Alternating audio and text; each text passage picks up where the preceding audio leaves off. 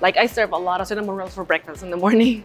And then for the rest of the week in the menu, they do eat, I would say, even amount of everything. There's not like a specific thing for something. It's just, I would say, even amount of everything. My name is Denisse Navarro. I'm a site leader at Kumeyaay Elementary School. Mozzarella breadsticks, we have beef. So when I come in the morning, I get everything ready. We set up the breakfast stuff. Of course, I say good morning to everybody, get everything ready. After that is done, we just go ahead and pick up everything and start prepping for lunch. I make sure we have everything ready for the day. If not, well, you can always call my manager and ask her for help.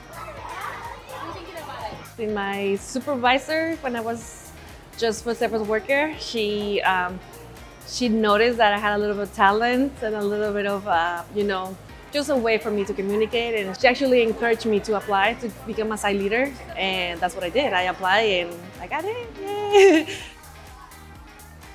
To be able to build a relationship with the students and then, offer a really nice warm meal for them. Basically just provide that comfort for them to come to you and serve the meal and have a nice conversation with them.